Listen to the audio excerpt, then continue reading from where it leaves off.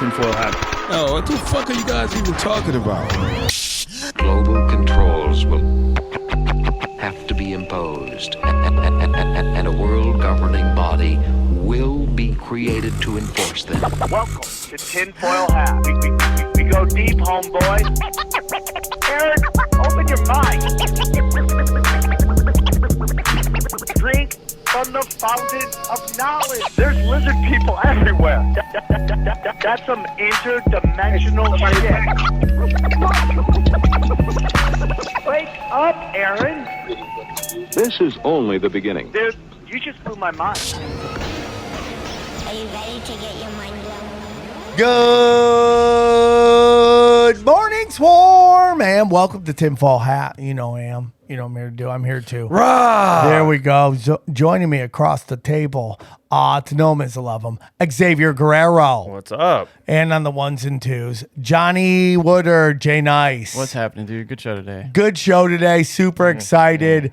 Getting into the esoteric, getting into the occult, getting into forbidden technologies. It's a great episode. It's right in your wheelhouse. The episodes that get the best feedback from this is the show. So, yeah. So let's get into some stuff here today. I am going to be in Indianapolis this weekend. I'm at Helium's with my good friend Zane Hellberg. Okay. And so I'm very excited. Come see me. Come get weird. Got a whole bunch of new jokes for you. And one of the episodes I will do an opiate for the opiate of the asses. And that will be where I just do a whole episode, a whole hour on crowd work, talking to you, getting to know you, answering your questions. But grab your tickets now. Just go to samtripoli.com. I got more dates coming. Going out with Eddie Bravo, I believe in the beginning of June. So big things happening. All right, support the show. Guys, if you want to support the show, please go to tinfoilhattshirts.com. That's tinfoilhattshirts.com or samtripoli.com. A lot of great stuff coming up at the for us, and we'll get into that in other shows once we know anything else. All right, guys. No, we just did a broken simulation. If you want to check that out, early edition, you can go to rockfin.com/broken sim. Oh, and Opiate of the Ass is at Sam Tripoli's YouTube, and it's fucking hilarious. I watched it yesterday. Thank you, dude. Great. Just me yelling. And it's the best. You know, what more do you my need? favorite thing is like, oh, here we go with more racial jokes. Do you hear anybody ever say that to Chappelle or Chris Rock? Ever? It's so funny, political correctness. It's only a one-way avenue. I'm so over people, but enjoy it. And patreon.com/broken simulation. If you want to get the early edition of that, it's out, and then the regular show will be out this weekend. Okay, I should make the announcement here. Finally, it's time for the big announcement. Yeah, we're basically come to terms, and I am the new head of comedy at Rockfin. I am in charge of comedy development. Thank you, Swarm. And what basically does that mean for us is that I'm going to be shutting down my Patreon, the Tinfoil Patreon, moving everything to Rockfin and doing everything there. I'm going to be shutting down a lot of stuff on my own website because we've made a good deal, and I'm going to be everything over there. And what does that mean for everybody? Well, all I got to say is now I am in a position where I can help content creators. And just like all my other shows where I practice the law of the model of abundance, and why my live shows like Comedy Chaos always thrived, because I got out of my way and I allowed artists to thrive. So now in my humble opinion, you have a good guy in a position to help good people. And that's really what I'm all about. I'm in a place where I'm going to help content creators make money off their content. And I love all the savages. I also like all the nerds. I like all the real ones. Okay? I'm really excited what the future has at Rockfin for art, for comedy, for content creators. Because I want everybody to do well. I want to spread the love and the wealth. Model of abundance. Get on there. I'm creating the comedy division, and I'm helping them with their spiritual division and their truth division. I'm going to be helping that because I want content creators to thrive. And that's what's going on there. And we're debating on whether we should do just live stream these shows. That's what we're talking about. In vivo? Live? Live. Let's do it. I'm open-minded to it. I live stream it on Rockfin. What does that mean for you? Tinfoil Hat, the main show, will always be free and always be for the people. So you never have to worry about, is he going to charge us for? Never. I will never do that. I make that promise to you. I would rather end the show than do that. Tinfoil Hat is for the people, okay? And it will always be for the people for as long as you guys will listen. So that was the big announcement. And I'll be on Patreon to talk about it. I'm going to shut that down because censorship is coming. And I really, really don't want to be on any platform that is telling, because what's eventually happens is on Vimeo, right? Vimeo. Yep. Vimeo. Okay. If you don't know, you have to. Patreon does not host video. No. And you have to either upload it to YouTube or Vimeo. Those Yes. are the platforms Yes. that the hosts will allow you to use. So, Vimeo will now shut people down. They've done it to my Patreon. They've shut down my Patreon before. A lot of my old videos are no longer on the Patreon because Vimeo shut me down. I'm done with that. And at this moment, Rockfin is all about freedom of speech, free expression. So I'm going to work with them on growing that brand and bringing you guys and helping the content creators you love and you create the best content out there and monetize their content. So artists can make a living being artists and focus on art. And guess what?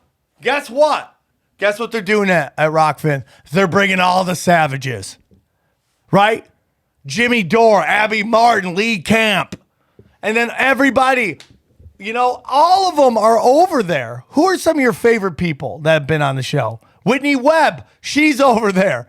Dude, I never thought Jimmy Dore would have gone over there. I used to watch him every day. When you said he's over there, I was like, no fucking way. He's huge. Yeah, I mean, they're all there, dude. And he gets great. He does extra shit on there, too. ROKFIN. That's, Most importantly, Broken Simulation is over there. Broken Sim is over there. Zero's over there. The greatest of all time, sports talk. The greatest of all time. All of it's there, dude. All of it's there. You go on to Free Thinking Media, right? Or we'll go open mind. But yeah, if you're going to sign up, for sure sign up through the Broken Simulation page because okay. that Let's one's not go crazy. You can get special privileges if you sign up through that. Oh, and you can tip there, by the way. If you're being a little extra nice for us on the live, you can leave a nice little tip like a super chat. Yeah, man. I mean, there's so many great things. I'm looking forward to that live, though. That'll be fun. Doing it live, so go right to the people. Watching to the people. Watching you try not to say things that that you want edited out later. No, I will say things. I'm about to say, Johnny, don't you worry about that, bro. I will save something. I will say something. Yeah, I was about to say your talent's going to go right out the window, Johnny. I mean, look at this. Jay Dyer's there. Charlie Robinson, Scott Adams, Jamie Deluxe. All your favorites are there. Jason Burmese. My buddy John Toll. They're all there, dude. They're all there. Tristan Hagar, who I'm trying to do a show with, we're going to set that up. He's there. They're all there. The Black Pill podcast. Abby Martin, I already said her. I mean, they're all there, man. And it's really cool. Isaac Weissep, who we love on the show. I love that guy. Yeah, he's got another book out. He's going to come in studio. They're all there, dude. They're all there. And that's what we need. More of that. More of this. Okay? And that's why I love it, dude. Look at this, dude. Look at this. Ron Placone, who's been on the show. Graham Elwood has been on the show. I mean, they're all here, man. And all the people who got kicked off of YouTube, had nowhere to go, have now come over here. And guess what? It's not just one side. You can get both sides of the argument, which I think is really important. Hey, and for a lot of fucking MMA guys, there's a 10th Planet Jiu-Jitsu. It's like a jiu-jitsu classes. Yeah. They got the whole class. You can watch them roll and shit. So it's not just comedy or free thinking. It's like everything. Oh yeah, they have a ton of sports stuff. Yeah. A ton. I mean, Like a greatest of all time. Chris Roberts, Chris the Mysterious, is going to be doing a yoga show over there. Richard Medhurst, he's there. I mean, like, it's great. It's great people. They got live stuff. It's all there, dude. Okay? So go check it out. Daddy's going to make sure we pump up the jam and get the best of the best over there. I love you all so much. Thank you so much. There's karaoke over there. What do you want? There we go. Anything else, guys? Nah, I think we're rocking. Enjoy the show. It's a good one. Drink from the fountain of knowledge. All right, guys. So let's get into this real quick. Very excited to have this gentleman on. He is a man. He is an award-winning author of 10 books, and he is a spiritual traveler. He's seen all over the world, and we're very honored to have him on the show. Please welcome Brad Olson. How are you, sir? Hey guys, I'm doing great. Thanks for having me on Tinfoil Hat Podcast. It's a real honor to be here and talk with you, and keep it light and humorous because this is kind of a humor show, and really happy to join you today. Well, we're honored to have you. I have a little deja vu right now. I don't know why, but I want to, before we get into your books and stuff like that, I want to ask you a question.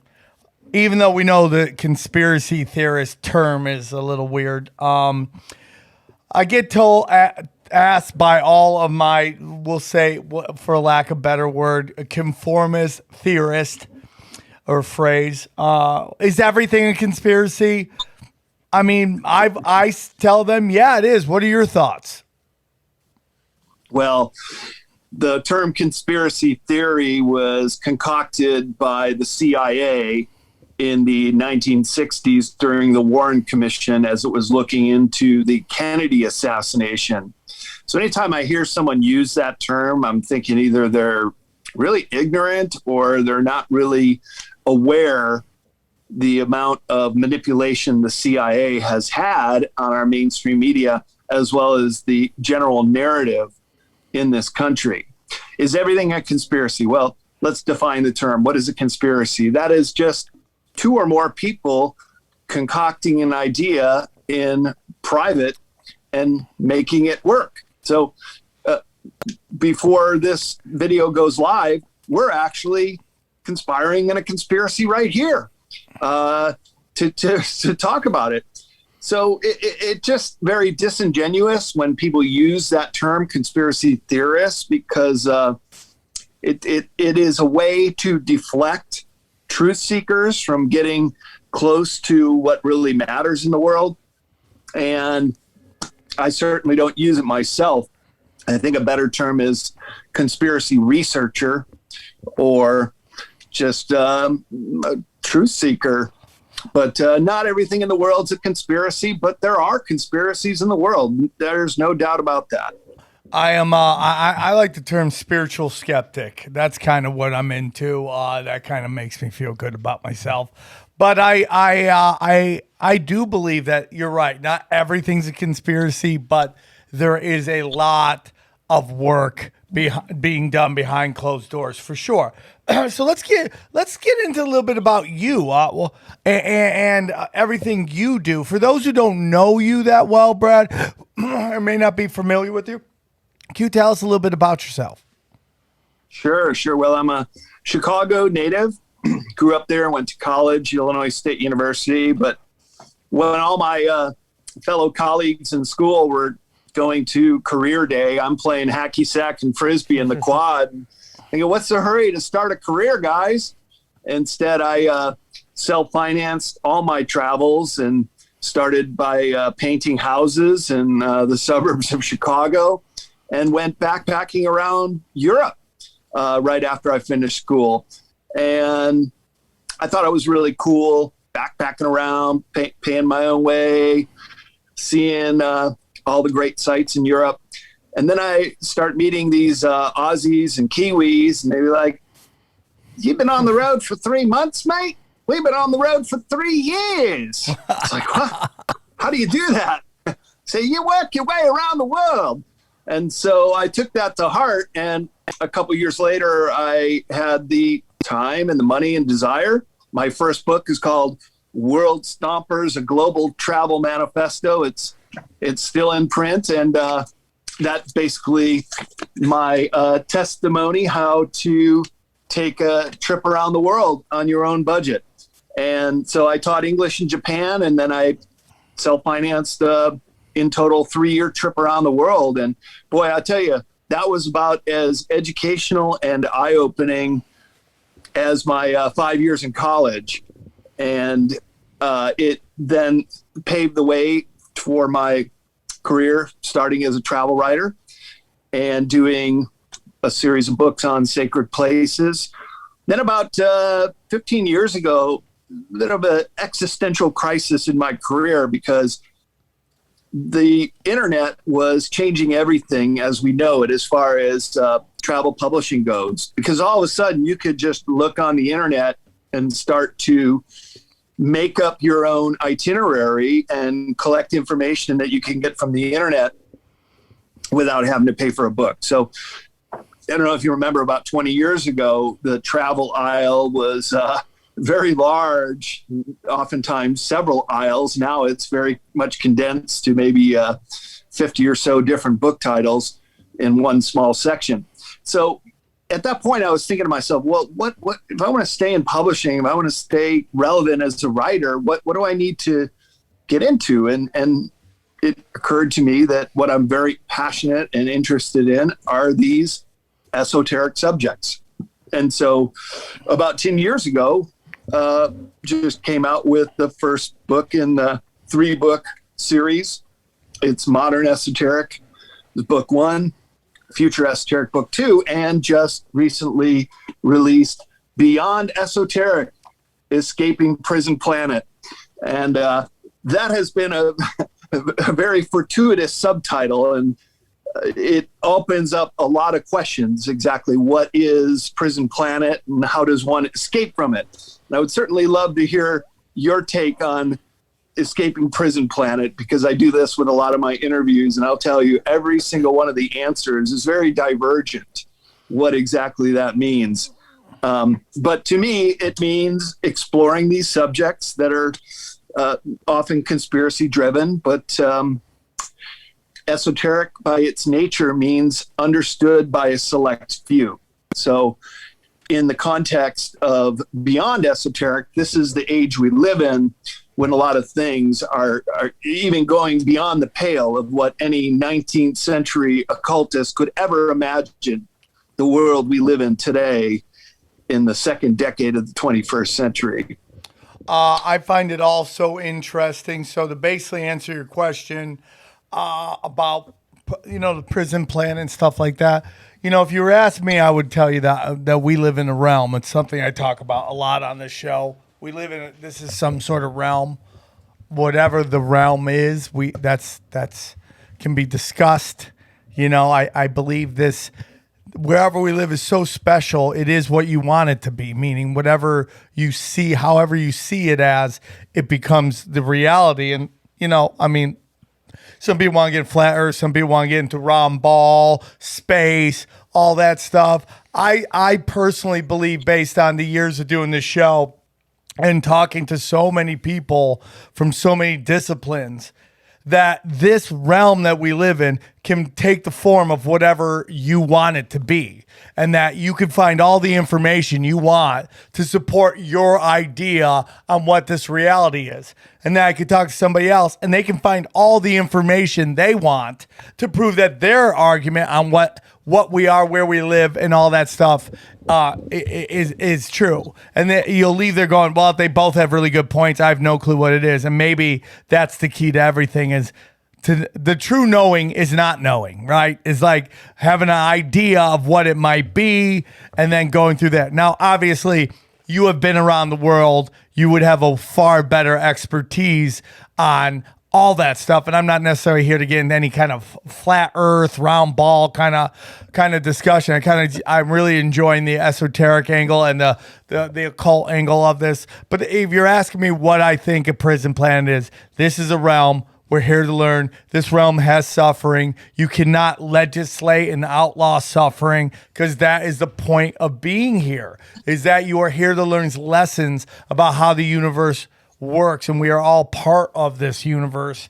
And we are the universe self-actualizing. I always butcher that word. And that's kind of my opinion on it. So if you're asking me. Guys, Mother's Day is here, and we all end up doing the same thing, buying flowers, taking them to eat. That's great. But if you really love your mother, maybe you should think about Hello Tushy. That's right. Mom needs a bidet on her Mother's Day. Would you do that, Johnny? Absolutely. How about you, dude? She cleaned my ass my whole life. I Yeah. have to pay her back. Yeah, let her fucking run it up there, bro. Seriously, man. Take care of your mom with a brand new Hello Tushy 3.0 modern bidet attachment. It's stylish, it's eco-friendly, easy to install, and man, helps stop flushing her retirement down the toilet with toilet paper. I mean, dude, why do we spend so much money on toilet paper? We have the technology to clean our holes, okay? Cheaper, faster, stronger, okay? I'm definitely get my mom one. My mom held my hand when I was a boy when I had a difficult movement. So, Yeah. Why would I not pay her back? Of course, Your I mom would. was there when you were dropping deuce, and you should be there when your mom drops a deuce. And you could do that with the In new spirit, maybe. Tushy 3.0 bidet, man.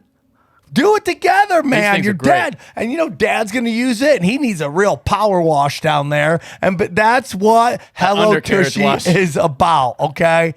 Okay? And you got to get the spa. You can't be cold water all the time. Yeah. Sometimes. Clean it up. Now, listen, guys. You're thinking like, Sam, this is crazy ideas. Well, guess what?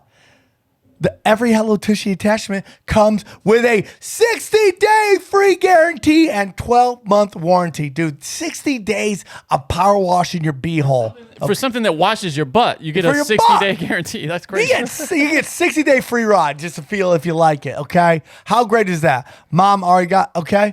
Listen, your mom deserves it. If you love your mother, you'll get her a bidet for Mother's Day. And this is what's going to have to give the gift of a clean butt. Go to hellotushy.com/tinfoil to get 10% off plus free shipping. 10% off plus free shipping. Okay, this is a special offer for our listeners at hellotushy.com/tinfoil for 10% off. Okay, just go to hellotushy.com/tinfoil. Happy Mother's Day, Mama. Thank you. That's a great answer, and I love it. Very divergent from other hosts that have also taken a shot at answering what is Prison Planet and how does one escape from it.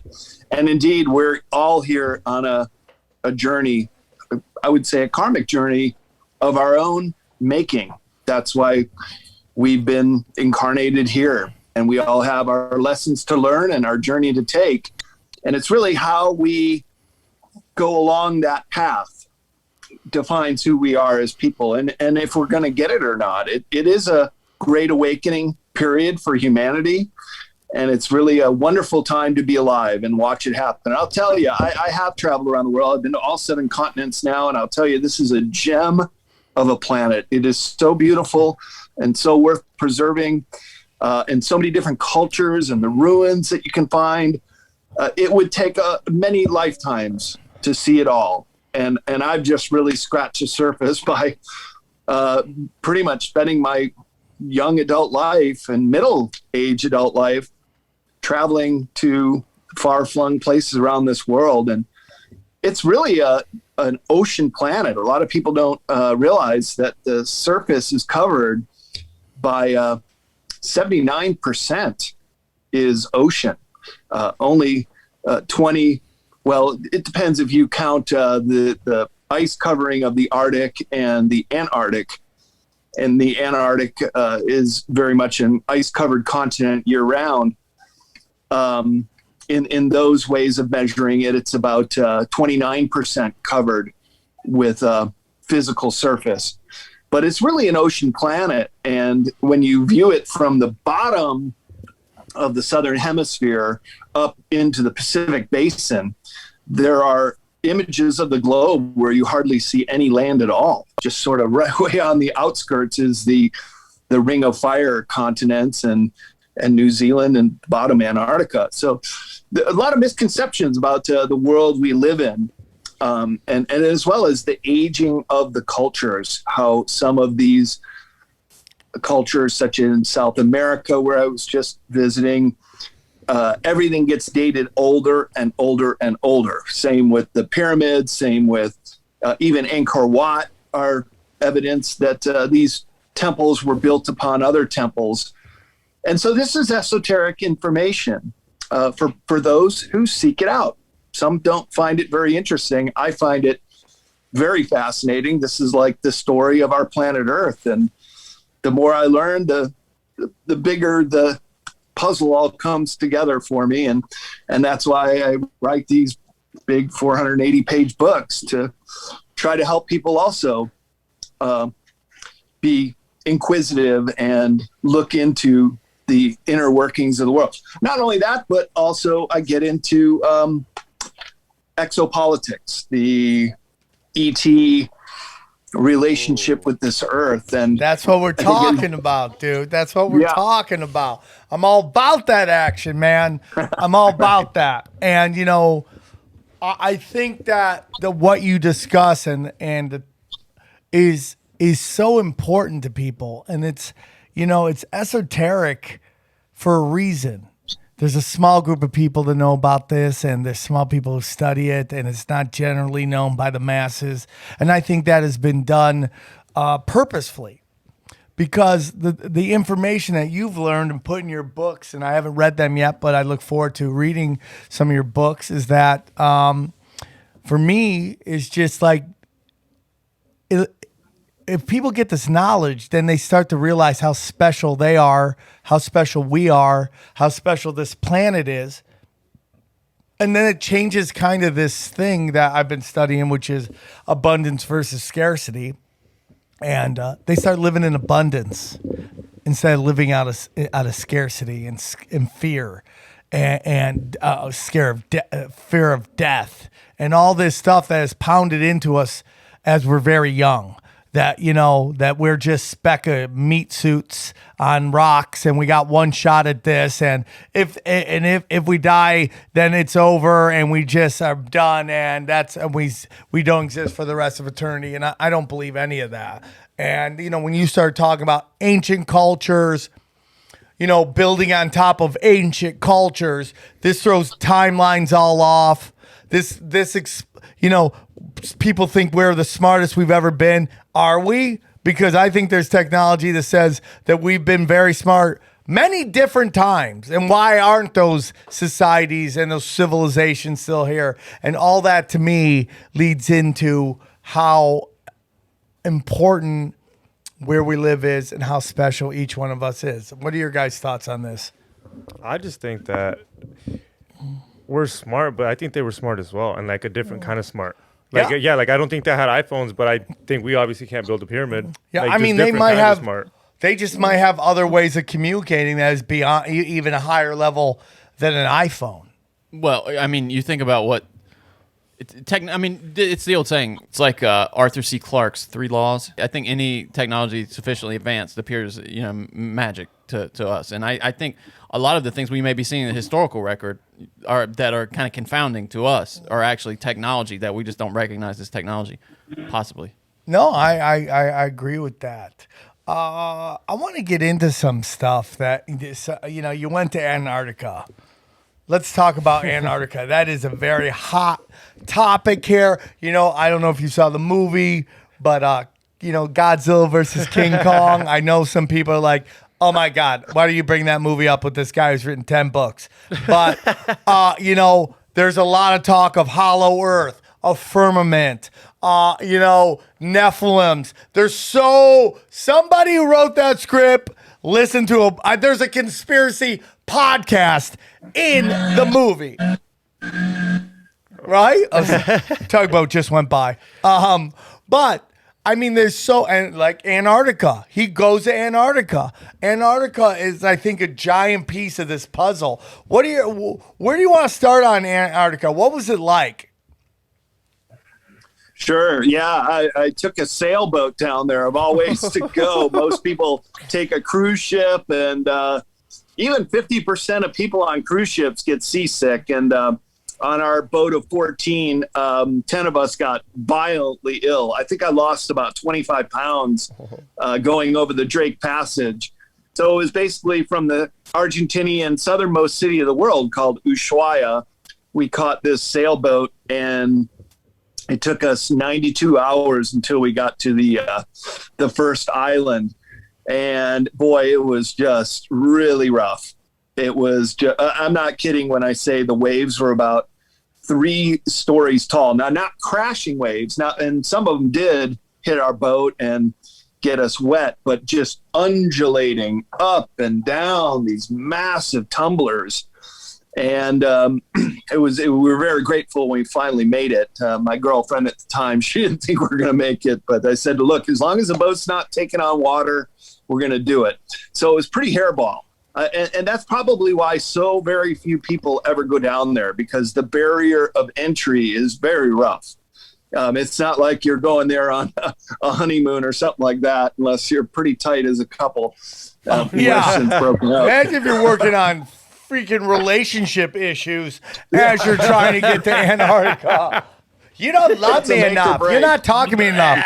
Yeah, you're throwing up. You got to tell her she looks good in those jeans. It's got to be a rough one. It's got to be a rough. Today's episode is brought to you by our good friends at Athletic Greens, the most comprehensive daily nutritional beverage I have ever tried, okay? With so many stressors in life, it's difficult to maintain effective nutritional habits and give our body the nutrients it needs to thrive, okay? Busy schedule, poor sleep, exercise, stress, or simply not eating enough of the right foods, okay? This is where Athletic Greens can help, okay? Their daily all-in-one superfood powder is your nutritional essentials, okay? It is by far the easiest, most delicious nutritional habit that you can add to your health routine today and empower you to take over your health, okay? Own your health. Ownership of your health. That's what we're talking about. I can't recommend this enough to friends or family, okay? One tasty scoop of Athletic Greens contains 75 vitamins, minerals, and whole food source ingredients, including a multivitamin, multi-mineral, probiotic, green foods blend, and more that all work together to fill in the gaps in your diet, okay? Increase your energy and your focus, aid with digestion, and supports a healthy immune system, all without having to take multiple vitamins, multiple products, okay? So this is what's going on right now, dude, okay? Right now, Athletic Greens is doubling down on supporting your immune system during these spring months, okay? They are offering my audience free 1-year supply of vitamin D and 5 free travel packets with your first purchase if you visit my link today. You're basically never have to buy vitamin D again, okay? I just tell all my friends, all my family, I drink this every day, every morning, kickstarts my day, getting my my nutritional greens and getting my multivitamin, multi-mineral, probiotic, superfood to kick off the day, all right? I tell all my family and friends to do it. So this is what I need you to do. Simply visit athleticgreens.com/tinfoil and join health experts, athletes, conspiracy podcasters, and health conscious go-getters around the world who make a daily commitment to their health every day. Again, simply visit athleticgreens.com/tinfoil and get your free year supply of vitamin D and 5 free travel packets today. So you get to Antarctica. What was that feeling like? Obviously, you were thankful to get through the chaos, but as you arrived there, what was that feeling? Well, when we weren't throwing up or incapacitated in our bunks, we were asked to be part of the crew, and that is helping with the watch. So we'd have to go up on the deck to watch out for icebergs. And in fact, that was the first thing we saw, were just these massive chunks of ice that had broken off from the shelves, big as 30-story building. If you know the Merchandise Mart in downtown Chicago, where I grew up, this just massive building on the Chicago River, that's what it reminded me of, the size of that. So we saw these icebergs. That was the first thing. And then finally we started seeing some islands. And then we landed, we dropped anchor on King George Island. And there was a base there that was a Polish base called Arctowski. And we were on a Polish vessel from Gdansk, Poland, called the Chief One. 11 Poles and 3 Americans.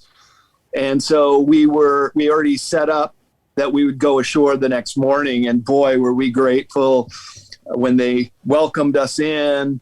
They allowed us to take a shower after 4 days and throwing up most of the time. I can't tell you how good that felt.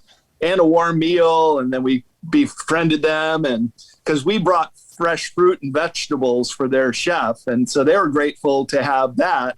And then we were so grateful to have stepping onto shore. I can't tell you how what a luxury that is when you're on rough seas for 4 days to just walk on terra firma. So it was the trip was mainly going around to these different research stations. It was going to penguin colonies, which by the thousands of these animals.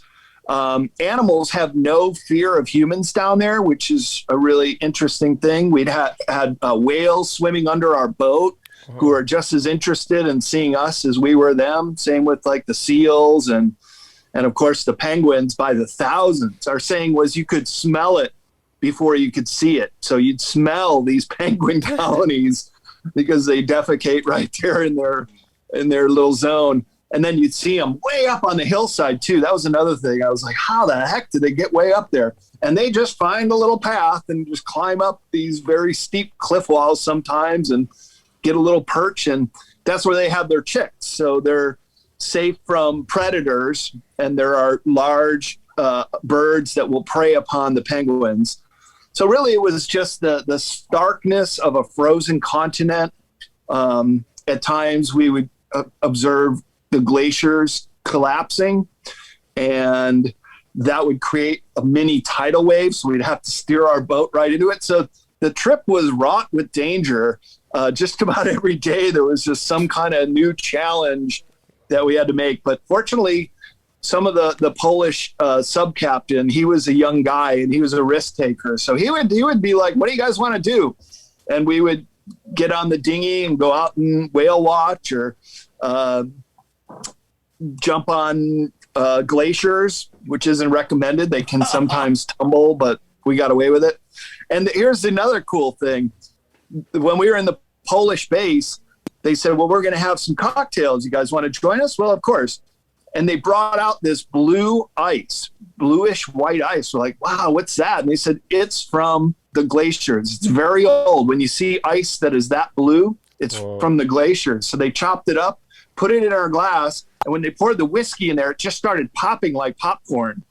And it's these little air bubbles that have accumulated in the glacial ice that create that effect. So there's just all these little details about being down there that's really weird.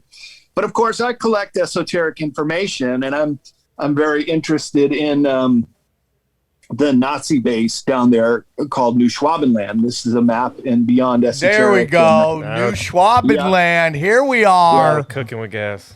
Here we are. New Schwabenland. We're very interested in that. Were there any women stationed there, by the way? Oh yeah, there are. There at the Polish base, it was about half women. They were down there studying a penguin colony, which was right there next to the base, that had all 3 different species of penguins in that area. So it was kind of unique that they would all coexist. Wow. Fairly close together. Wow. And then the women usually people would sign up for a year. Either they're there for the full year, including the Antarctic winter, which is not enviable place to be during all those months of darkness, or you would just go for the season, which is basically November till the end of February or March. So just those 4 or 5 months. And then you want to get out of there. It gets so cold and the storms kick up that to stay there for the whole season takes a certain kind of personality. In fact, there were stories when we were down there about people who were assigned that didn't want to be. And there was this doctor from Chile, and he says, I'm not going to stay this season. They're like, well, too bad, boat's leaving. And he burned down the base. He wanted to leave that bad that he burned down the base. So they would get them out of there.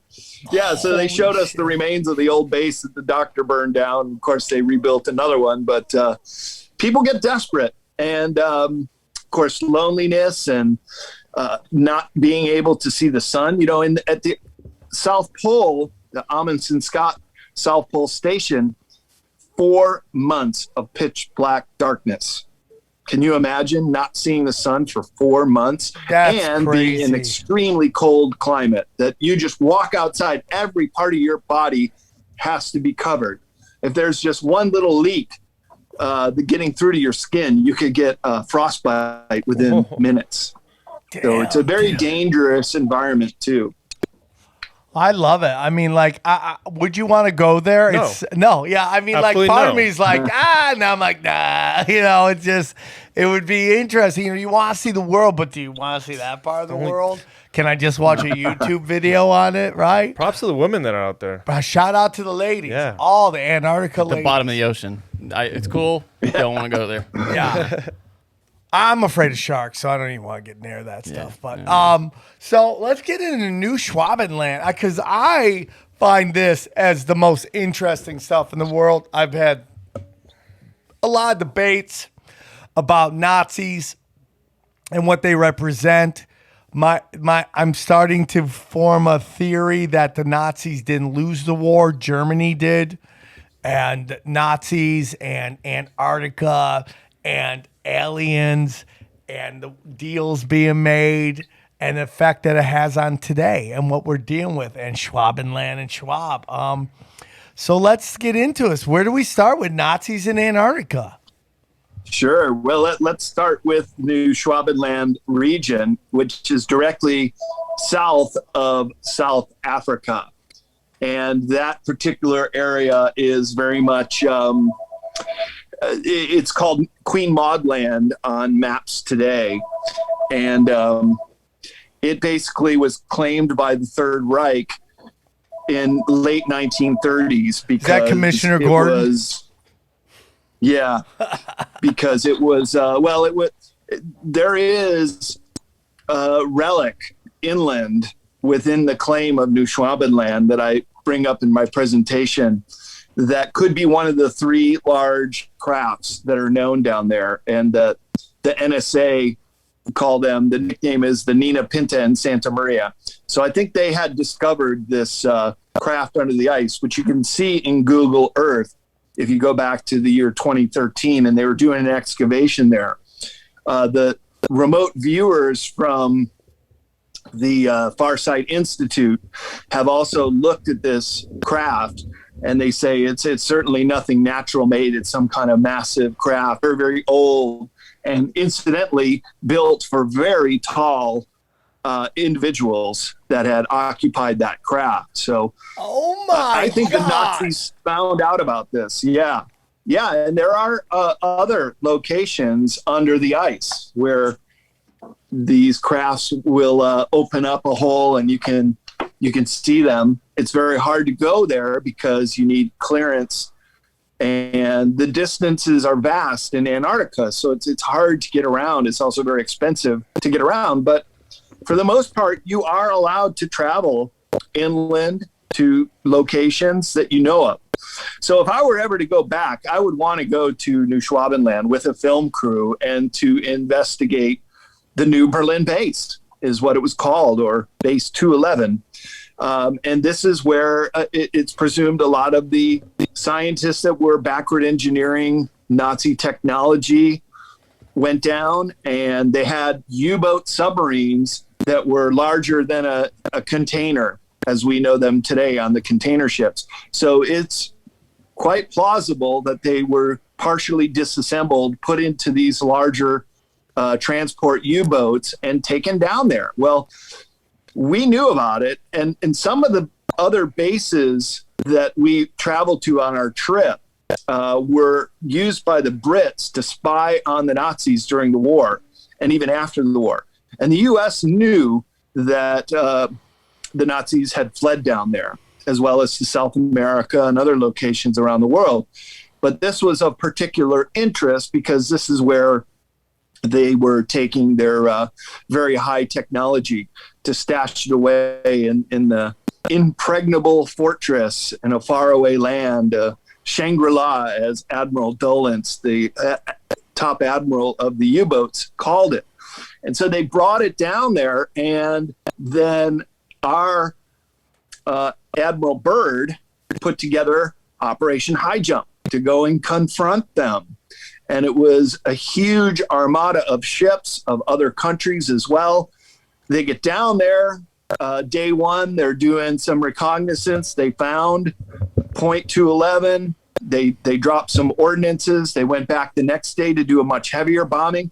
And all those planes just dropped from the radar, never to be heard or seen again. On that same day was the Battle of High Jump. And that's when these crafts came out of the water, confronted the armada. They couldn't be shot down. They sliced one of the boats in half. And I've even gone so far as to talk to a marine salvage company about trying to hunt down the USS Murdoch, because then again would be evidence that the Battle of High Jump occurred. And that's why Admiral Byrd had to turn around that expedition 2 months into the 6-month journey and leave because of this confrontation at sea right off of New Schwabenland. Well, fast forward to 10 years later, and the U.S. military is doing top secret atomic bomb testing called Operation Argus. And it too happened to be right off the coast of New Schwabenland. And they were basically sending nuclear bombs high up into the atmosphere. This is the cover story to basically poke a hole in the ozone layer. That's alternative one. And here's a picture in the book of some of those nuclear missiles that were going up in Were they Operation hitting a Argus. firmament? Or do you think they were trying to hit the firmament?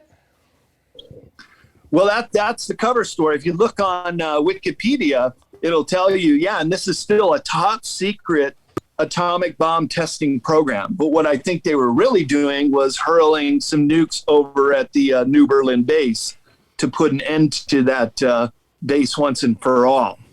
And so what's really interesting is that right after this happened in 1958, the original articles for the Antarctica Treaty were formulated. And one of the top points was that there would be no nuclear testing or nuclear bomb activity whatsoever on the Antarctic continent. Well, that's interesting because if nothing's ever happened, why would you have to make such a big point of it never happening again? Because it happened then. So if I were to go back, I would like to go down with some Geiger counters and to take a look and maybe examine, try to find, and I think I know the location of the New Berlin base. It is within walking distance of the Schumacher Ponds, which are these geothermal ponds that never freeze. And Antarctica is the most volcanic continent in the world. There's 91 known volcanoes. There are several fault lines that travel through the continent, including one that goes right through New Schwabenland and then up the North Atlantic Ridge, which is underwater, but is also very volcanically active. Wow. So that's a part of Antarctica that I'm totally fascinated with. I think I am too. I mean, there's so much. There's discussion of Byrd going back, telling Eisenhower what he saw. Eisenhower somewhat freaking out. Then there becomes the discussion of like, is there a deal made? And so let's say for a second this isn't true. Right, let's just say, and I believe everything you're saying. It is of my opinion what you're saying is correct. But let's just say it's not correct. Why would the U.S. government bring Nazi scientists to the United States? Why would they bring war criminals if we're working of pure heart here? Why would they bring Nazi scientists who have committed atrocities in Germany to America to live freely. People like von Braun, who had been found guilty and sentenced to death, why would they suddenly bring them over? Doesn't really make sense. However, if we go on the assumption that the Nazis didn't lose the war, Germany did, and that this deal that they had with the aliens kind of like put Eisenhower in a bad spot, and it's either like work with us or we just fucking annihilate everything. Now the Nazis aren't brought over, the Nazis stroll over and become part of everything. Well, I have a chapter in American Beyond Nazis. Esoteric called American Nazis. And isn't it interesting that only 19 of the top Nazis were put on trial at the Nuremberg trials? It should have been hundreds. Hundreds, dude. Hundreds. Perhaps thousands. Yeah. But it was only 19. Yeah. And there's a great TV series called Hunting Hitler. Yeah. And they go all over South America and around the world. And I went to a lot of those locations on the South America portion of my trip, driving down and back from Ushuaia. And I went to many of these locations. I've been to Germany many times. I'm half German, half Norwegian myself, with some distant relatives still down in the Bohemia region. And I tell you, some of these towns in Argentina, it's like you're walking into a Bavarian town, in San Carlos de Bariloche to La Falda, where the Eden Hotel is, where a lot of these escaped Nazis went to. And you hit the nail on the head there when you said that the Third Reich never surrendered after World War II. The fighting forces of the German army surrendered after World War II, but the rest went underground. And I think this is a big part of our history in this country and world history that is yet to be told and fully understood by people, that that this force had left. And look, the money man, Martin Bormann, he kept popping up all over South America in the 1950s. He was the number 2 in charge with Hitler, who I don't think died in the bunkers in 45 either. We'll get into that because I want to talk to you about that. Yeah. I want to get into that, but stay on, everybody down there. I want to get into that, but it's like it's basically the Fourth Reich, right? Is that where like the Fourth Reich came over here and basically took over. So we look at the 40s, 50s. They're starting to implement their plans behind closed doors, right?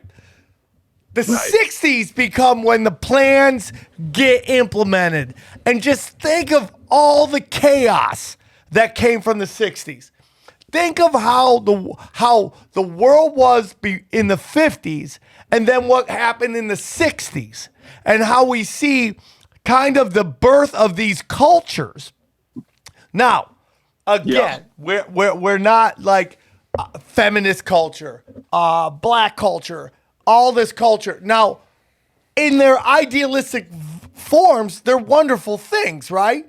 But if these are ideas hatched in think tanks funded by Nazis, like we see a change in the hippie culture introduces acid and drugs and everything to our country. The feminist culture introduces this movement that kind of somewhat begins to erode at the family unit.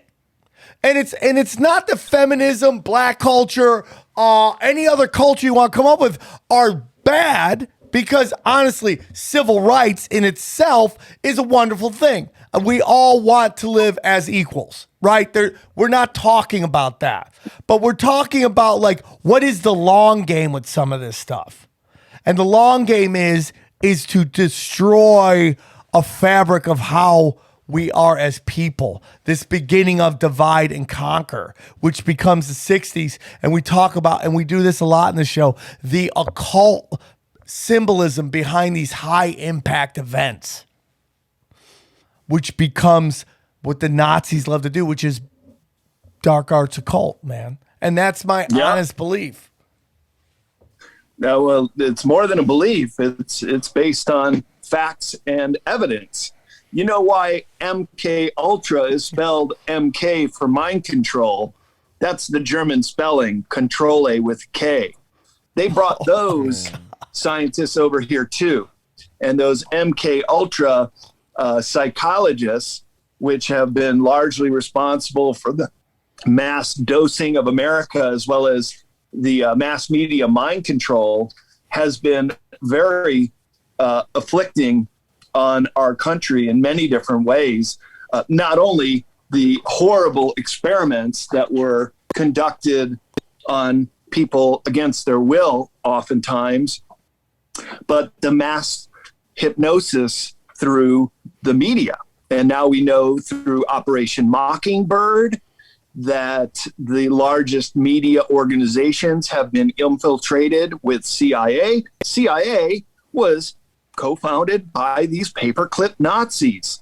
There was a guy named Reinhard Gehlen, who was a very high-ranking general that basically should have been on the Nuremberg trials. But no, we whisked him over here and gave him a new life, a new title, a high-paying job, and he was one of those who helped start the CIA. So you have this infiltration of these paperclip Nazis in all these high developmental agencies, including NASA. Werner von Braun, Hermann Oberth were SS Nazis. There's a picture of Werner von Braun in my book, Future Esoteric, wearing his SS uniform. They were very much into the occult. They were very much into a lot of these esoteric sciences that could have helped the Third Reich win the war. But they were outnumbered and they didn't get their wonder weapons online in time. Had the Nazis just had 6 more months, the tide of the war could have turned in their favor. And Europe could be all speaking German right now. It was very, very close. And the Allies knew it when they were coming in on Normandy and then invading Germany, that they had these wonder weapons. That's what they were called. Not only the V1 and the V2 rockets. Look, the Germans were the first to develop rocket technology, and those scientists came over here too and helped Werner von Braun with the Mercury and the Apollo rocket missions. But I think the bigger story is how they infiltrated into corporations, into governmental agencies, and were part of this manipulation. So it's been a slow, gradual infestation of this fascist ideology ever since the late 1940s. Now, of course, many of those original Nazis have passed away, but the ideology continues on. And that's why the first section of Beyond Esoteric is called Neo-Fascism, because we're seeing the effects of all of that continue in the world today. As the show gets bigger, even though they try to tell me the numbers aren't going up, but I know they are. I sit here and I get on Twitter and I get in these twit wars with people. And one thing is about, fascism and what is fascism, so many people don't know what actual fascism is. They just think it's a bunch of dudes with pointy hats goose stepping, and that's to them is fascism. But to me, fascism is a concentration of power by a very small few to control you. So many things, including economics, your ability to make money, and that comes how with them working with giant corporations. So a big part of fascism is when government and corporations come together to control you. And that is straight up what is happening with these vaccine passports. And when Joe Biden's press secretary is saying the government is going to lead this, the private sector is going to lead the development passports, vaccine passports, okay? But who's going to enforce that you have that passport? Dude, it's not going to be Burger King. It's not going to be Chuck E. Cheese. It's going to be the U.S. government in the form of police and military. That, am I wrong, Brad, is fascism. Am I off on that? No, you're not at all. And that is the terminology. When we were in school, remember we learned about Mussolini and Hitler being heads of government who would bring in corporations to create this fascism we learned about in school. Well, now it's the other way around. Now it is the head of corporations that have the governments bought and paid for and working for them. So that's why I call it neo-fascism. It's a new form, but it's still you put pig on a lipstick, but it's still a pig kind of thing. And this is what's really the biggest problem in the world today, is because they don't have to say mandatory Frankenjab. They can just have their corporate overseers make those mandates themselves. And so the politicians can step back from that and not feel like they're going to be blamed if something goes wrong or if people have backlashes to the mandatory jabs. But you will see that it will take place in many other ways, such as now flying with the travel passport. It hasn't happened in this country yet, but it's happening elsewhere, and it will be coming here soon. And like I said, maybe just stepping into a Burger King or going to go grocery shopping, they're going to make you prove that you've gotten it. It's so ridiculous. Just wait till you got Just wait till you need a vaccine to vote. Moment. That's going to happen. Wait till you need a vaccine to vote. But you don't need an ID. That's next.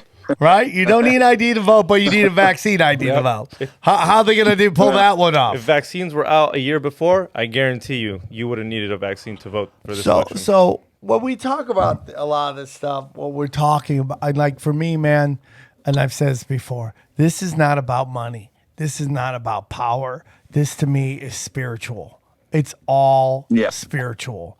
And it's meant to lower our free, because this realm we live in, that is the war. These, I call them satanic, pedophile, dark arts occultists, okay? They, even though I don't think Satan exists, I think it's all occult. You know, and the term occult means hidden, and they're not hidden anymore. To me, they're more secret. It's secret societies that we know about. That's basically what a secret society is now. We know about your secret society. That's what the internet has done.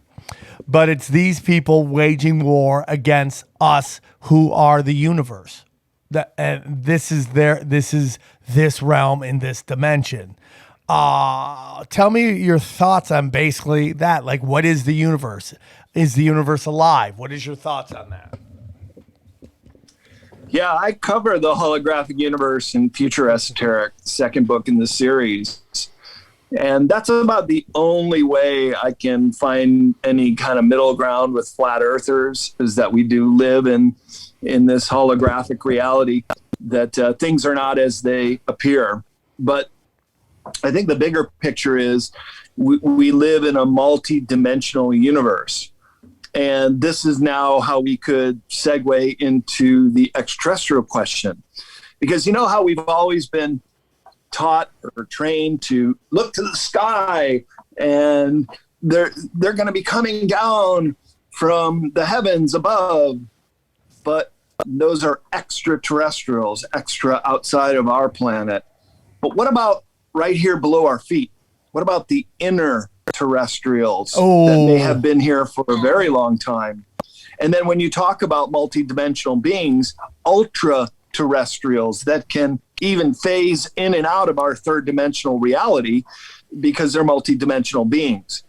So this is the conversation that I think we should really be having when we talk about ETs, is that they are of a life form and of a consciousness that we really are just beginning to understand.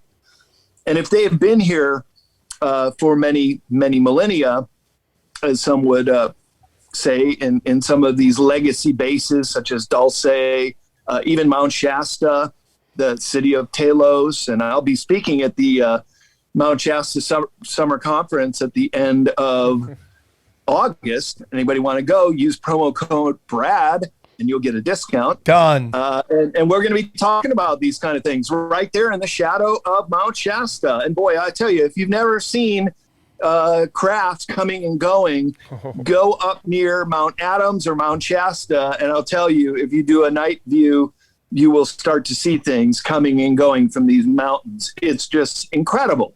So they've been here for a long time, and they have their own agenda. Some are good or benevolent and want to see humans ascend, and others have their own agenda, service to self, and they're the ones responsible for the abductions and the cattle mutilations and things like that.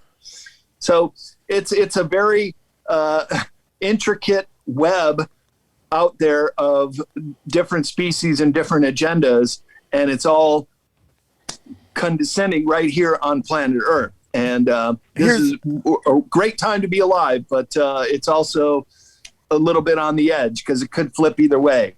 I see our realm as like a Royal Rumble at WrestleMania. Where just like dudes just come running out. You're like, oh my God, it's the ant people from Middle Earth, right? And they come in, and then, oh my God, it's shape-shifting Jesus. And they all just come in, and it's just like everything you've ever seen in the movies, all going on at one time. Like Royal Rumble combined with Mortal Kombat. Yeah, dude, it's totally that. Like, I really believe that. And, you know, Brad is someone very unique because he's opened up, he's unlocked these levels, right? Not everybody's unlocked these levels to use a video game. He's also been tool. everywhere. You need a little bit of that. You need to leave your house. Well, no, but he's also done the research into it. Yes, the traveling has helped. Yeah. You know, he's one of those people. I want to get him on the show with Brian Callen, watch him just mind melt Brian Callen. But I think this realm is everything you've seen in the movies, all in one place, on a large level, on a small level, and it's just like there's stuff below, and there's stuff above, and there's stuff below, and it's so unique, and there's a reason why you can't see it all the time, because it's levels you haven't unlocked. And you know, and particularly when you live in the big city, there's so much weird energy going on. It doesn't allow you to see the things that maybe you would see out there in Mount Shasta and stuff like that. I mean, you're getting into Middle Earth here, man. What is your thoughts on Middle Earth? And what is the research that has led you to believe in Middle Earth? Well, let's just define our terms again. Middle Earth could just be underground bases, such as deep underground military bases. It more is what has been these legacy bases, in my belief. And it's also the massive hole in the ice in Antarctica, which, by the way, there is a no-fly zone over that area, just not too far from the South Pole itself. And the NSA operate out of the South Pole Station. They also have a building at McMurdo that nobody can go into. Nobody knows what's going on in there, but it's run by the NSA, the No Such Agency, which were formed to deal with the extraterrestrial issue. It was set up by Truman back in the late 1940s to handle anything extraterrestrial. So all the crash retrievals, bodies, even communication with extraterrestrials. But as far as inner Earth, I mean, we're talking about many things which are legendary, such as Shangri-La or Agartha, some of these high civilizations of very advanced beings, including what's under Mount Shasta in Telos. So to explore that is also part of exopolitics, is what are these entities doing here, as well as on in the Nellis Air Force Base, where Area 51 is on one side, and just over the mountain range is S4, which is an underground base which houses live ETs, and then not too far away from that is where Charles Hall said he encountered the tall whites. and that's an ET race that has also been here for a very long time, and they have their own underground civilization. So inner Earth could mean a lot of different things, but I think collectively it is some of these civilizations that can exist within the Earth itself. Maybe some of them have a connection with our deep underground military bases, these DUMBs, over 130 in this country. And that's alternative two. That's also one of the chapters in Beyond Esoteric. And in Future Esoteric, I have a whole chapter about the military underground bases. And this is part of this big question about who are these extraterrestrials, what is their reason for being here, and what is their agenda. Well, look, they're just like humans. They want to live, they want to exist, they want to go about their business, and sometimes they don't want us to know where they're at or to know how to get down in there. And that's why many times, including Mount Shasta, the whole northern and western portion of the mountain is a military base. It's cordoned off. You can't go to certain areas around there. And of course, it's riddled with lava tubes, and there's all kinds of underground features that you can even explore. So that's what's really fascinating when you start to incorporate what Middle Earth could be and who it's inhabited by. And I think that runs the gamut, as it does with extraterrestrial species, as far as who, what, when, where, and why these entities exist here on Earth. Is there any evidence that you saw that just said, okay, that something's going on? Okay, for me, I'll get into, and you may not be into this, Pizzagate, right? When I knew there was something more going on than what they thought was when that young man walked in and shot up, and I investigated who he was, and then who his father was, and the organization his father worked at, and who funded that organization that his father worked. And how he shot the computer exactly on the dot. Yeah. And that, one lucky shot, right?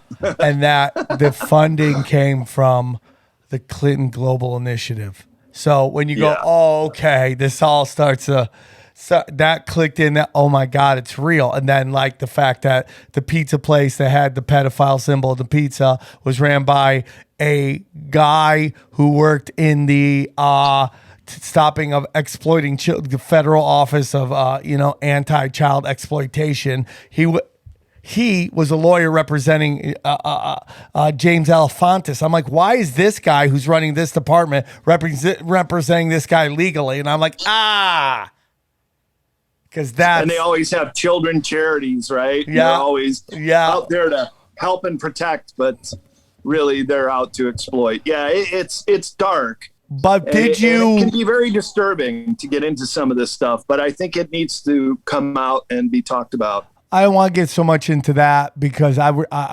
because that is a big issue, but I really want to talk to you about, was there any evidence like that moment that you saw that kind of clicked into you that these underground bases, these exopolitics was real? Was there something that really clicked with you that goes, okay, this seems to be, I mean, because do we know anything for sure? I think if you take that, I got to know for sure you're just going to be battling windmills the rest of your life. But if you're like, anything's possible, this is what I believe, this is what I feel, to me is the smart way to go for me personally. But was there something that made you feel like, okay, this is definitely, something's going on?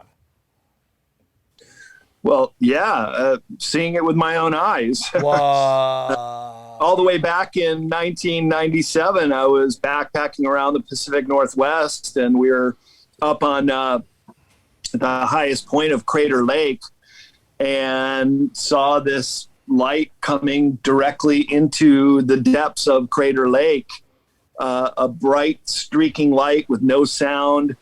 And it broke off into these perfect square blips. I'll never forget it because it was just so difficult to try to understand, and I still don't understand it. And I witnessed it with several other people, and we all talked about it all night because we couldn't believe what we had seen. But not only that, just within minutes, we saw the same phenomenon over Mount Shasta in the distance. the exact same white streaking light. So that was 1997, and that's really what set me off into exopolitics and studying UFOs and extraterrestrials. Since then, I have seen multiple sightings, mostly around volcanoes, including up at the E-City Ranch in Washington State, Mount Adams, just coming and going all night. I mean, if you ever had a doubt, go do a night watch at some of these paranormal hotspots, and you too will see it with your own eyes. And then just studying why so many UFO sightings occur at UFOs, and coming to realize that it would be a place where these crafts could get energy from the heat of volcanoes, to having large cavities within the volcanic body and throat, where these crafts could stay out of sight from the surface world. Of course, they would have technology that would transfer them through matter to get into these volcanoes. And then this whole idea of inner Earth and very advanced civilizations living within volcanic areas. So it's just been a fascination for me, and realizing we don't have to always look to the stars to try to understand this alien world. It's right here below our feet in many occasions. And the evidence is these ships coming and going from these volcanoes. What do you think about the TikTok video, the Dr. Fraser and all those? Is that government propaganda, or is that exactly what you're kind of seeing? Yeah, these grainy videos, they're kind of hard to really make heads or tails. But I'll tell you, the drip, drip, drip of disclosure has now become a steady stream. And the little Dutch boy can't keep his finger in the dike for too much longer. I mean, it is just, it seems like every day we're getting new videos or verifications or admissions from the Pentagon that these videos are real. So rather than just getting caught up in the minutia, let's just look at the big picture here and just see that there's so much coming out right now that you really would have to have your head buried in the sand to not put it all together and say, yeah, of course we've been visited.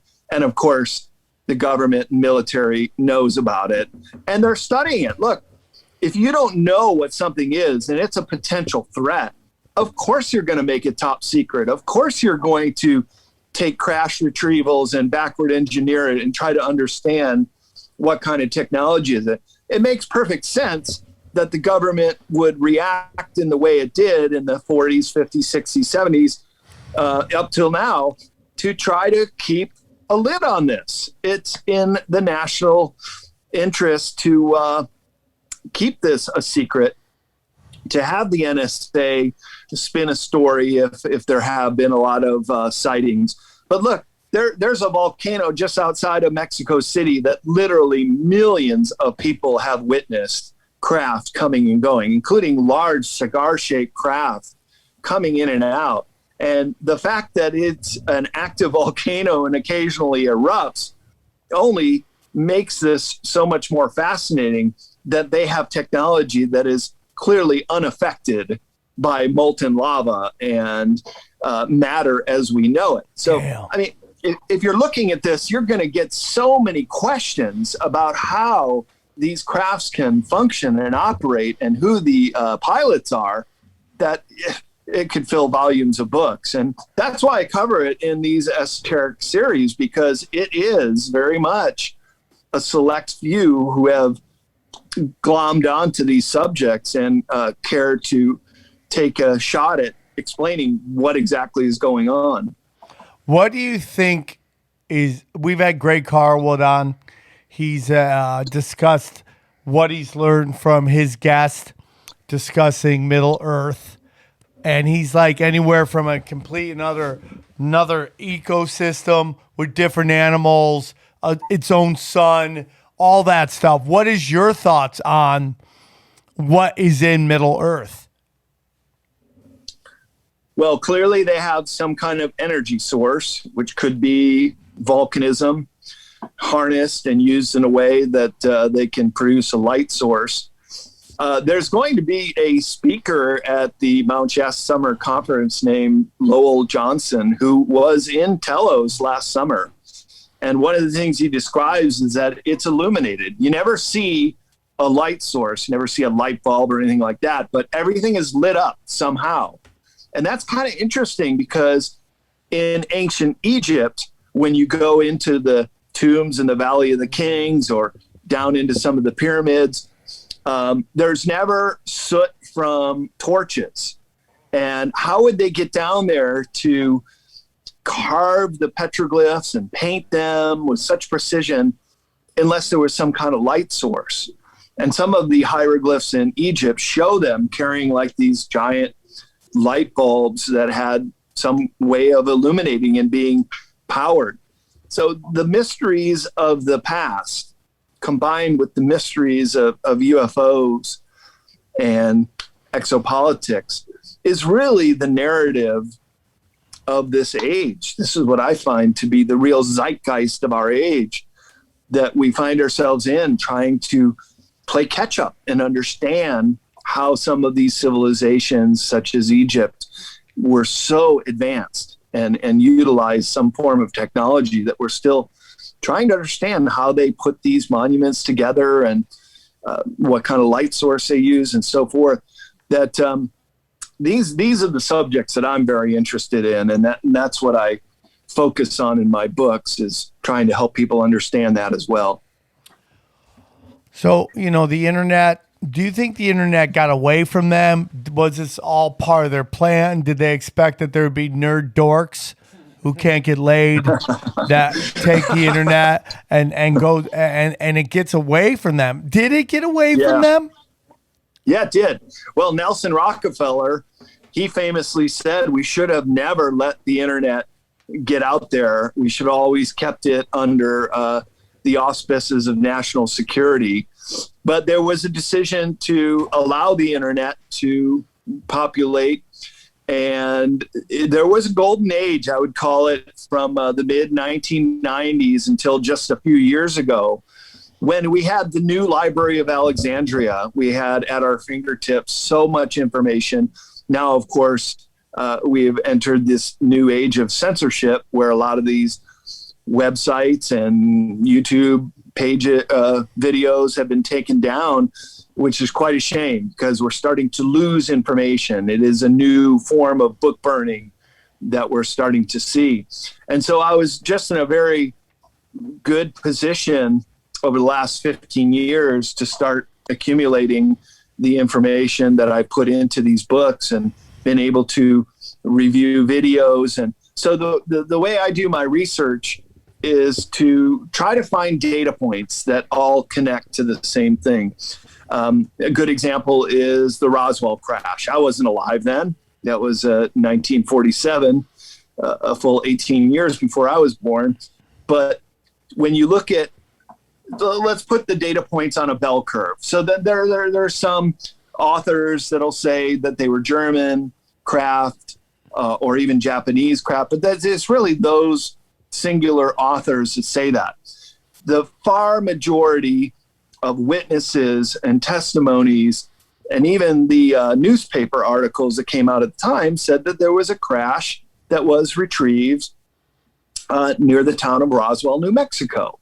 And then the government went right into cover-up mode. The Day After Roswell is a title of a book by Colonel Corso that said after that, then the whole disinformation campaign began. And then on the other end of that bell curve is the government saying, oh, they were crash test dummies and swamp gas, or all these cockamamie excuses to say it's anything but what it really was. Because at the top of that bell curve, you have all these data points that suggest that there were alien bodies recovered in these very exotic craft. And of course, they went in to retrieve them, and one of those ETs survived and for a while was getting some information. Great videos by Bill Cooper, including his very first one at the UFO Congress, the MUFON in 1989. Grainy black and white video that I still watch over and over again because he just came out with so much information from naval intelligence. So put together, then you start to see the big picture here. And that is, of course, there was a concerted cover-up to keep this information from the human race. But it was also sequestering quite a bit of technology that had been backward engineered, including zero-point energy, free energy, so many different technologies that have been sequestered and kept from us that could very well be very beneficial to the human race. And I do think there will come a time in the not too distant future when a lot of this starts to come out. And that's this whole concept of Nasara and Jasara. One of the key points is over 6,000 patents that have been withheld from humanity will be released when Nasara Jasara takes place. And this will be a reformatting of the financial systems and so many other things. So I would just leave it at that and let your listeners do some research into these subjects. But the rollout of this withheld technology is definitely within the purview of how humanity will develop with the wide scope of forbidden technology that has been kept from us. And of course, I cover that in my books. Do you foresee a new era coming? Oh, yeah. This is the Great Awakening. This is how we're able to have this conversation. And as I often say, but if I would have heard myself talking about some of these subjects 10, 15 years ago, I wouldn't believe myself.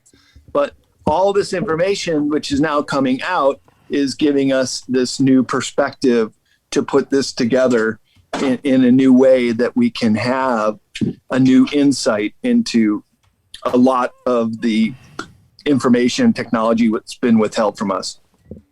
Oh, jeez Louise. What about the old guard? What's going to happen to them? The old world order? Well, they're out. They got to be out. I mean, they're holding us back. It's the James Elefantes and these the cabal, this deep state, which is very well easily verified that they've been in control for a way too long, and their time is up. They got to leave. And that's what the Great Awakening is recognizing this control grid and dismantling it and putting in a much more fair and judicious way of handling things on Earth. I agree. I think something's coming. I mean, even if you take a, you know where there's a lot of great truth knowledge coming out on? TikTok. I mean, say whatever you want about that app. And I know I'm a little older than you guys, but some of my friends are doing really well on it. But man, I get sent videos all the time. TikTok, this conspiracy video, that conspiracy video, this conspiracy video. Word is getting out for. You think because they're too short? It's just hard to like stop them, or too many to I watch. just There's think too much content to listen, watch. Dude, the notion that a small group of people can monitor everybody on the internet all at one time is completely ridiculous. No, that's why they're going to AI to monitor. Yeah, I still don't think it can be done in real time. There's so many of them. Not now, but eventually. What they will do is working on it down your line. But I'm like Brad. I have hope for humanity, dude. I think they need to do all this shit. The fact that you saw Joe Biden put out a thing going, oh, hey, guess what? Guess how nice we are. If you get a vaccine, you can go out without a mask on. Like I wasn't already doing that. Stop giving me green light, red light, old man. I'm doing what I want. That's I'm a free soul. That's even hypocrisy by their own rules, because every scientist has says that it's safe to go. You can't catch it outside. So that tells you, even by their own rules, they're hypocrites. They're losing the war. What's going on is everybody's like, I gotta get it for work. Okay, you go do it. I'm not arguing with you. You gotta pay your bills. Do what you want. Just know the rest of us are holding off. And eventually it's going to get to the point where these companies that are like, oh, you got to have a vaccine card to use this. Guess what? You're not going to have a fucking business. If they put the number at 70 million people got the vaccine, let's say, that's not enough to carry the U.S. economy. If It's you're just doing not. it though because you have to feed your family, do some research on which one you get. And you I'm also just saying gotta there's a difference. And stand your ground. If you're not, don't be going to places that make Don't, you take the dude. vaccine. Don't stop. Dude, the one thing I can say about the right that I like more about anything I don't even think they're liberal. I think the right is more liberal now than the fucking crazy progressive left, is that they will pull all their money out the right. I mean, everybody can hate Q. I say it all the time. But let me tell you something that those people did. They pulled out all their attention, their energy, their money, their time. And you just saw just things are just boom. Fucking Coke is backtracking on trying to pull out the baseball game. Because guess what? All these conservatives are like, I like Pepsi now. And they're drinking Pepsi. It's just what it is, dude. They are really good at saying fuck you and a click you claim. And that was great. Brad, great episode, man. You give me hope, brother. You give me hope. He's got so many books. His website is bradolson.com. The links will be in the description below. Brad, I know we had a little technical difficulties at first, but we came back and dropped the hammer of the gods on him. And I appreciate you joining us, brother. Oh, it was my pleasure. Thank you guys for having me on. And hey, we should do it again sometime. Brad, open door for you, my friend. I love talking to you. I'll do it all the time. I'm going to get one of your books and start with that. And then maybe I'll bang out all 10 sometime. I'm going to try my hardest. Which one should I start with? You want me to start with that one? Well, start with the new one. Okay, This is what we Beyond talked about Esoteric. most of the time. I'm Yep. down. Escaping Prison Planet. All right, man. We're in. Brad, thank you so much for coming on. Thank you, Xavier. Thank you, Johnny. I love you, Swarm. I hope to see you in Indianapolis this weekend. We go deep, homeboy.